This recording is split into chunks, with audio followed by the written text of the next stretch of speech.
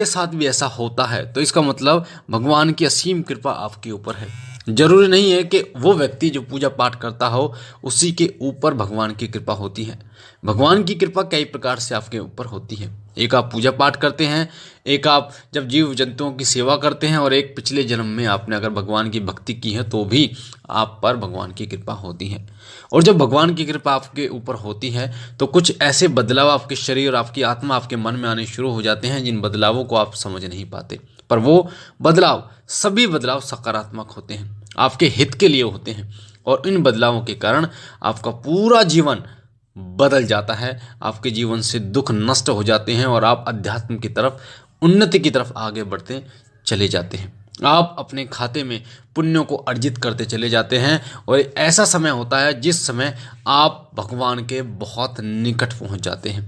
तो वो संकेत अगर आपको मिलते हैं तो आपका व्यवहार इस प्रकार से बदल जाता है। तो आज मैं आपको बताने जा रहा हूँ कि भगवान की कृपा के वो संकेत जो आपके व्यवहार को पूरी तरीके से बदल जाते हैं। अगर आपको भी ये संकेत मिले तो आपको भी ऐसा लगे कि आपका व्यवहार इस प्रकार बदल रहा है, तो इसका मतलब भगवान की कृपा आपके ऊपर है। इसका मतलब भगवान आपके बहुत निकट है। इसका मतलब वो चाहते हैं कि आप अध्यात्म की तरफ आगे बढ़ें। मैं आपको बता दूं कि बिना उनके आज्ञा के आप ना तो कुछ कर सकते, ना हम कुछ कर सकते हैं। आप, कई लोग कहते हैं कि मैं भगत हूँ, मैं सेवक हूँ, मैं भगवान के बहुत करीब। मैं आपको बता दूं, भगवान खुद अपने सेवक को चुनते हैं, अपने भगत को चुनते हैं। जब तक वो ना चाहें, जब तक आप उनके निकट नहीं जा सकते। जब तक वो ना चाहें आप भजन नहीं कर सकते। जब तक वो ना चाहें तो आप मंदिर नहीं जा सकते। जब तक वो ना चाहें आप उनका नाम नहीं ले सकते। तो उन्हीं की कृपा होती है, जिस कृपा के बल पे आप अपने आप को ये कह पाते हैं कि मैं ये कर रहा हूँ। तो आइए शुरू करते हैं। मैं आपको बता दूं, आपका व्यवहार जब बदलता है तो किस प्रकार आप जान सकते हैं कि आपके ऊपर भगवान की कृपा है। सबसे पहला जो संकेत होता है, जो आपके व्यवहार को बदलता है, जो भगवान आपको देते हैं, वो होता है कि जब भगवान की कृपा आपके ऊपर होती है तो आपको पूजा पाठ से जुड़ी चीज़ें जो है वो बहुत अच्छी लगनी शुरू हो जाती हैं।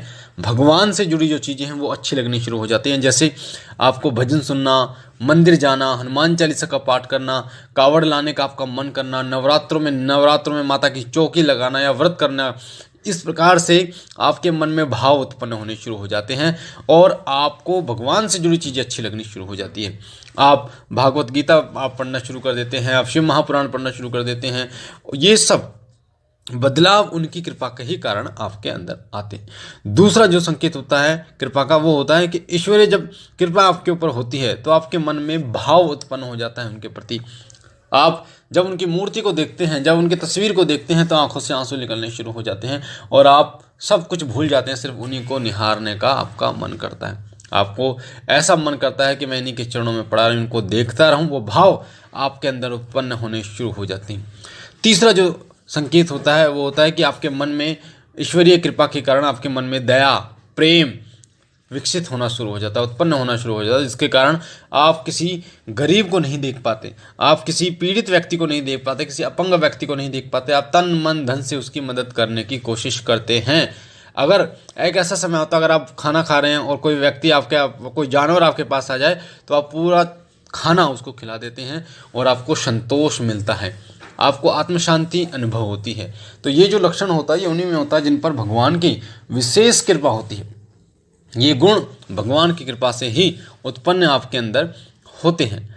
चौथा जो संकेत होता है वो होता है कि सपने में आपको भगवान के दर्शन होने शुरू हो जाते हैं, बार बार आपको सपने में दर्शन होते हैं। तो ये संकेत, जो सपने में दर्शन होने का संकेत होता है, ये बहुत महत्वपूर्ण होता है और ये संकेत उन्हीं को मिलता है जिनके ऊपर भगवान की विशेष कृपा होती है, जिन्हें भगवान अपने पास, अपने निकट बुलाना चाहते हैं। पांचवा संकेत होता है कि ऐसा मन करता है आपको कि आप पूजा करते रहें।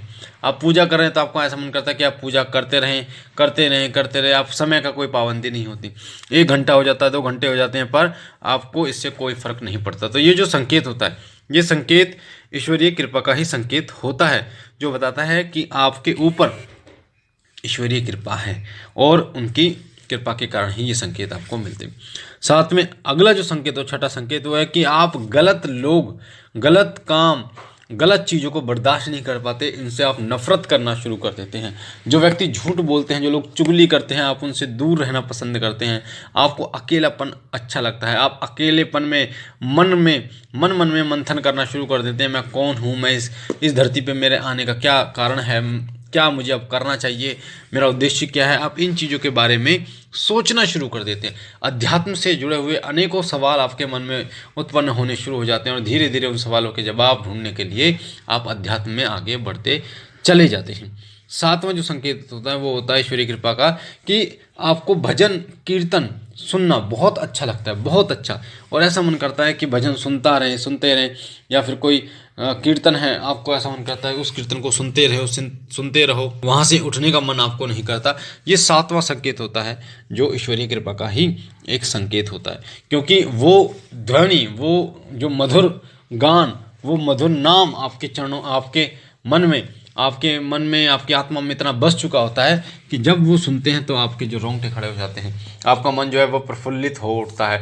आपके मन में हर्षोल्लास के जो नगाड़े हैं वो बजने शुरू हो जाते हैं और आपका ऐसा मन करता है कि उनके नाम का स्मरण करता रहूं। तो वो जो रसपान है, उनके नाम का जो रसपान है, आप उसका पान करना शुरू कर देते हैं। तो ये संकेत भी उनके ही ईश्वरीय कृपा का ही एक संकेत होता है। साथ ही आठवां संकेत होता है कि आपको बार बार पूजा करने को मन करता है। सुबह आपने पूजा की, उसके बाद आपको ये जल्दी होती है कि कब आप दोपहर को पूजा करें, शाम को पूजा करें, कब शाम और आप पूजा करें, यानी कि आपको पूजा बार बार करने का मन करता है। तो ये संकेत भगवान की कृपा का ही एक संकेत होता है जो बताता है कि भगवान के दर्शन यानी भगवान की कृपा आपको प्राप्त हो चुकी है। साथ ही नौवां संकेत होता है कि विशेष वार, कोई एक विशेष वार होता है, जैसे भगवान शिव का सोमवार होता है, मंगलवार हनुमान जी का वार है, बुधवार भगवान गणेश का। तो एक उनके जब विशेष वार आता है तो आपका मन में अलग सा ही एक आनंद रहता है, आप अलग से ही खुश रहते हैं, आपका मन हर्षोल्लास से भरा रहता है। आपको भी नहीं पता होता ऐसा क्यों होना, पर उनका जो विशेष दिन होता है उस दिन में आप बहुत खुश रहते हैं अंदर से। तो ये संकेत भगवान की कृपा का ही संकेत होता है, बताता है कि भगवान की कृपा आपके ऊपर है, भगवान की कृपा, विशेष कृपा आपके ऊपर है। और जो 10वां संकेत होता है, जो लास्ट का संकेत होता है, वो होता है कि आपको गुस्सा नहीं आता, चाहकर भी आप गुस्सा नहीं कर पाते। आपको पता नहीं क्या होता है, आप चाहकर भी गुस्सा नहीं कर पाते, उस गुस्से की आग को आप चाहकर भी बाहर नहीं निकाल पाते, क्योंकि ईश्वरीय कृपा ऐसी होती है कि आपको गुस्सा नहीं आता। गुस्सा उन्हीं व्यक्तियों को आता है जिन पर ईश्वरीय कृपा नहीं होती, और वो भी बेवजूल ही गुस्सा आता है। कई बार ऐसा भी होता है कि गलत चीज़ों को आप नहीं बर्दाश्त कर पाते, तो उन लोगों से आप हट जाते हैं, दूरियां बना लेते हैं। तो ये संकेत ईश्वरीय कृपा का ही एक संकेत होता है। तो अगर आपको ये संकेत मिलते हैं तो इसका मतलब भगवान की कृपा आपके ऊपर है। भगवान चाहते हैं कि आप आगे बढ़ें, अध्यात्म की तरफ आगे बढ़ें। तो इस कृपा को आप व्यर्थ ना जाने दें। भगवान के नाम पर आप सेवा पूजा शुरू करें और आप अपने लक्ष्य को पाने की कोशिश करें कि आप इस दुनिया में क्यों आए। जितना हो पाए समाज कल्याण की भावना रखते हुए समाज कल्याण करें, ताकि आप समाज कल्याण कर ईश्वरीय कृपा प्राप्त कर सकें। मुझे आशा है ये जानकारी आपको पसंद आई होगी। पहली बार चैनल पे हैं तो चैनल को लाइक कीजिए, शेयर कीजिए, कमेंट में ओम नमः शिवाय जरूर लिखिए। और बाबा भोलेनाथ की असीम कृपा आपके ऊपर बनी रहे, आप सदा खुश रहें। हम मिलते हैं एक नई जानकारी के साथ, तब तक के लिए ओम नमः शिवाय, ओम नमः शिवाय, ओम नमः शिवाय।